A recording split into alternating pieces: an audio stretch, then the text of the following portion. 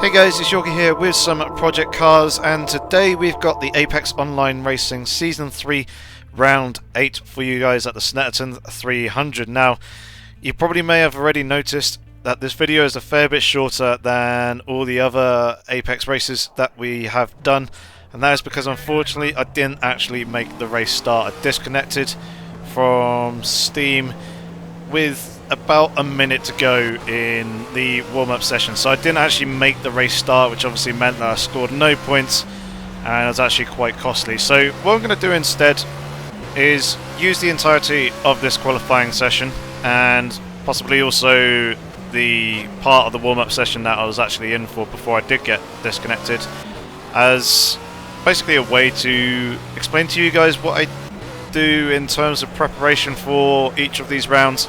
And then, I guess, kind of my program, the way I run my own, I guess, setup or formula through these qualifying sessions. So, just as a general outlay for you guys, we do a qualifying session, a warm-up session, and then the actual race. The qualifying session is about 15 minutes, or should I say it is 15 minutes, and then the warm-up session is 5 minutes, just to basically get everyone to make the final adjustments to their pit strategy, swap the car back from quali setup to race setup if they have made two separate setups, and yeah, basically just get themselves dialed in, ready for the race. Now, we're in the qualifying session at the moment.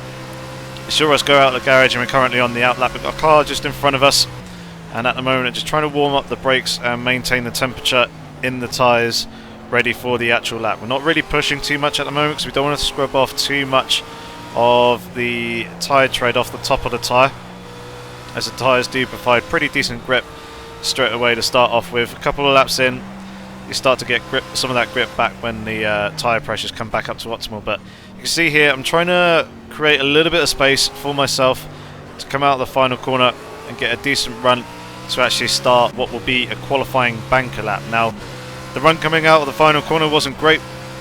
Probably accelerated a little bit too much just beforehand and basically carried in just a tiny little bit too much speed as the rear end stepped out, and it meant I had to hesitate getting on the accelerator. So the run down towards the start finish line wasn't great. So this lap is already compromised, which is why I'm going to use it as a banker lap. So the idea of this is to essentially go around at a pretty decent pace and just try and put a safe lap in, to put myself up on the leaderboard somewhere along the line, hopefully in a relatively decent position with a half decent time to start off with, just to get my name on there, just in case, you know, you make any mistakes further along the lines in the other laps where you're actually really pushing and trying to gain those extra tenths here and there. Just something that you can fall back on essentially, so you won't be starting in stone dead last. So there's been one or two small mistakes on this lap already, which is fine.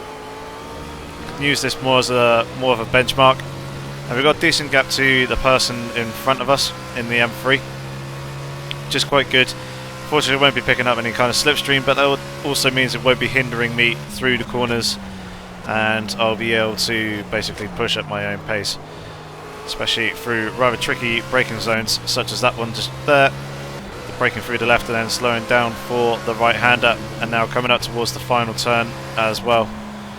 It's pretty tricky stuff. You have to be really patient on the throttle and also on the brakes. You can't really go 100% braking power purely because you'll lock a wheel. We're running with no ABS, no traction control, no stability control. There's no assists on these cars whatsoever.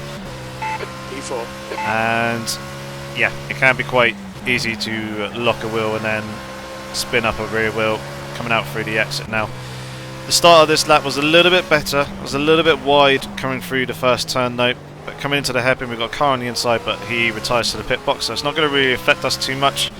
Would have been a slight nervous moment seeing the M3 part facing the other way, but he soon cleared it, and he was just off the apex on the inside of the circuit anyway.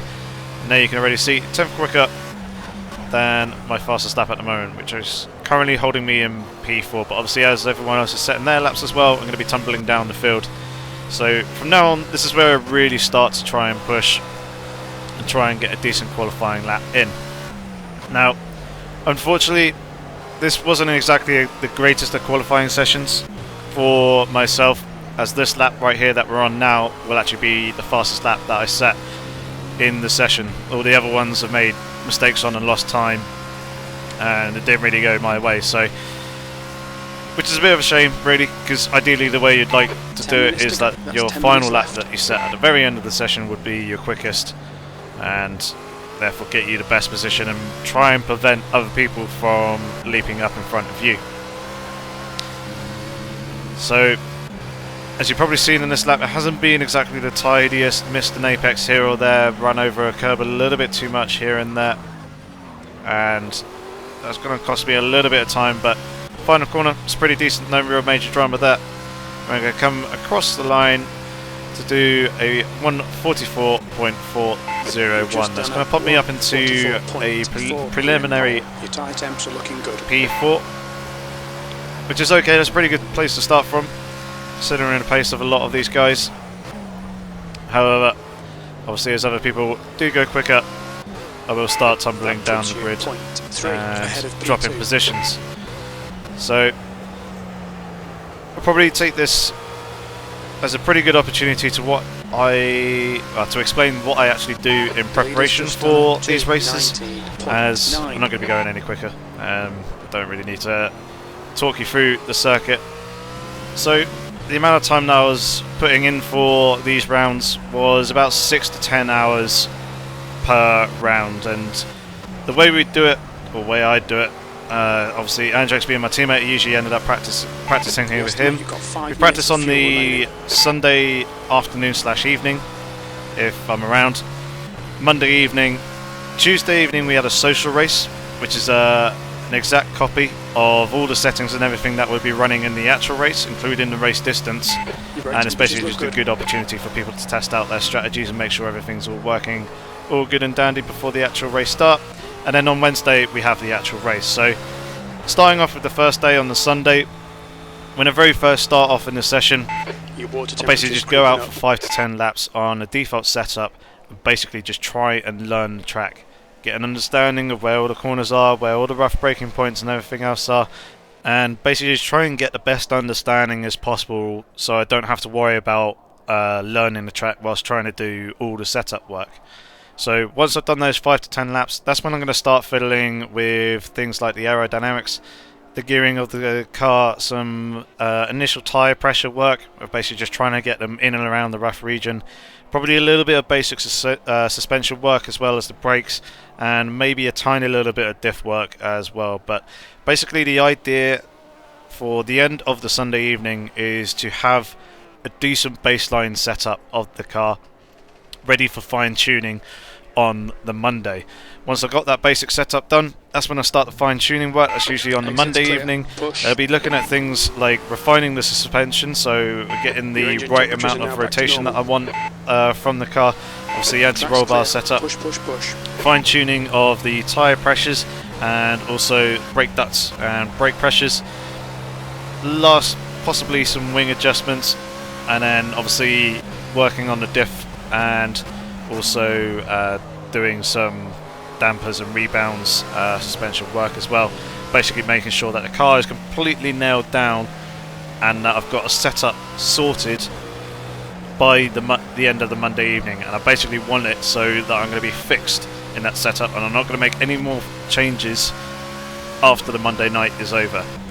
Obviously through that Monday session, what I tend to be doing is running somewhere around 8 to 10 laps in a stint after making some adjustments, just to basically get a good feel of how much it's changed the car and whether it's a positive thing or a negative thing, because the first couple of laps when you go out, the tyres aren't quite in a stable position in terms of temperature and in terms of tyre pressure, so it takes somewhere between 3 to 5 laps for those to come in, and then obviously after that has happened, I've got a little bit of time of basically just checking that everything feels good, feels okay.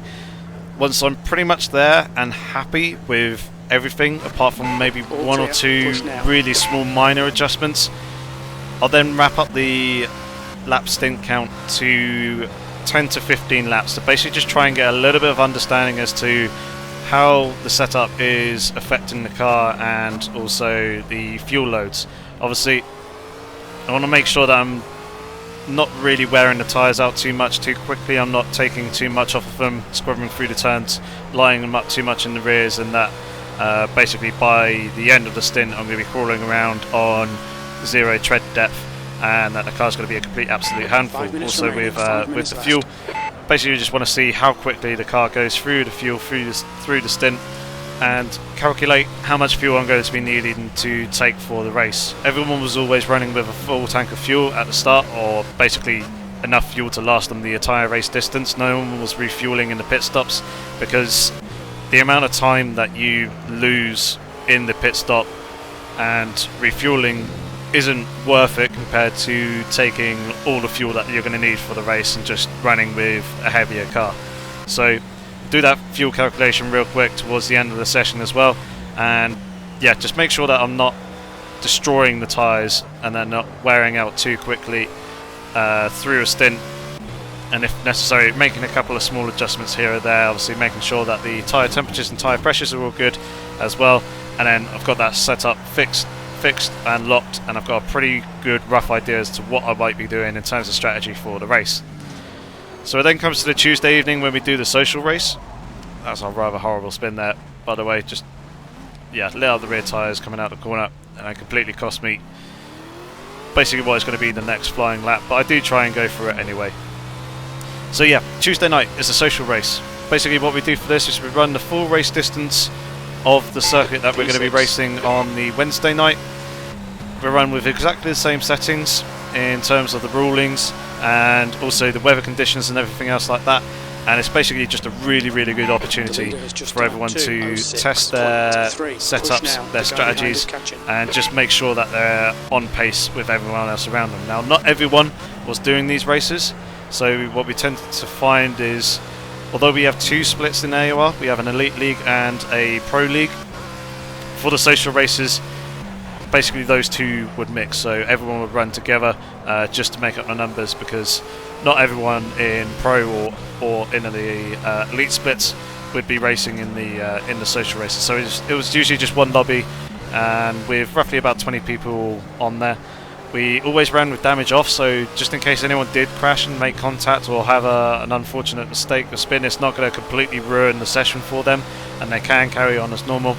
But yeah, it basically gives you a really good idea as to where you are in terms of pace, how the car's handling and the setup and everything else like that, and just confirming and making sure that your strategy that you're going to be running for the actual race on the Wednesday is all good and you're all happy with it. So that's what we used to do back then for these actual rounds. It's an awful lot of time, an awful lot of effort just to be competitive in AOR, but it's an awful lot of fun and very rewarding when the results do come in.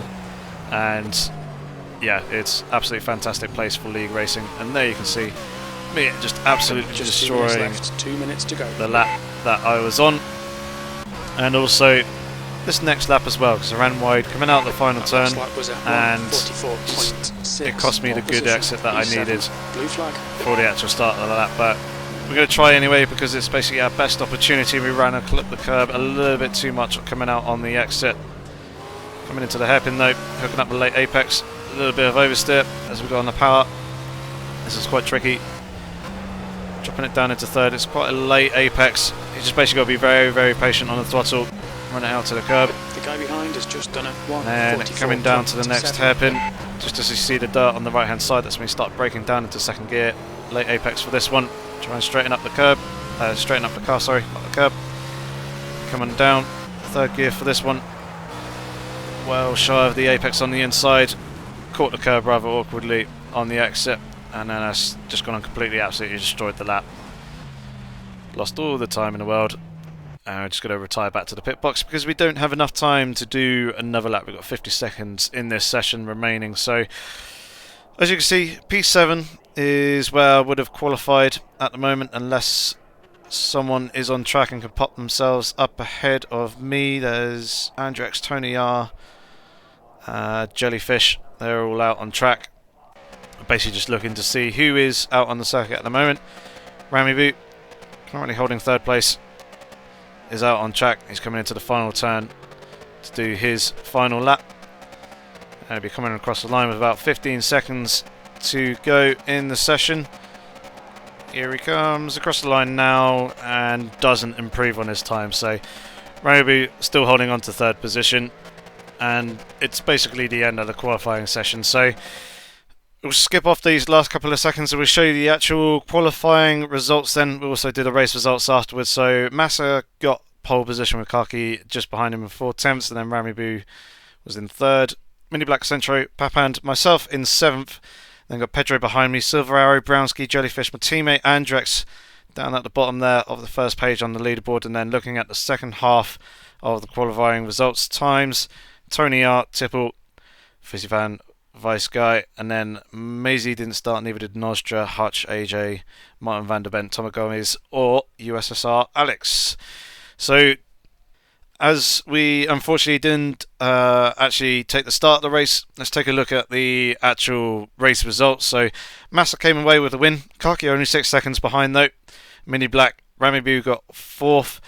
Pedro, otherwise known as RC Monster, listed here in the standings, got 5th position. Then Papand, Brownski, Tony R, Jellyfish, Centro, Andrex only gaining 1 position in the race. Vice Guy in 12th. And then in the bottom half of the leaderboard, Fizzy Fan came up in 13th, and then Tipple, Silver Arrow, and myself didn't actually finish the race. I'm guessing the other 2 disconnected. I didn't even take the race start because I disconnected at the end of the warm-up. So yeah, these are the team championship standings as of now. It's a little bit of a shame that I disconnected before the start of the race, as we're in a pretty good battle for third position in terms of team points. But hopefully in the last 2 rounds we'll have a much better result, be able to gain some of the points back that we had lost, and see if we can try and pick up that third position off of Overrated, who are there just in front of us. So thank you very much for watching the video, guys. I'm sorry that it wasn't anywhere near as good as it quite easily could have been, but hopefully I shall see you in the next one. If you do have any comments or questions about the preparation and setup process that I tend to go through, feel free to leave those down in the comment section below. I'll try and get back to you as soon as possible. Otherwise, thanks very much for watching. Hopefully see you in the next video. Take care.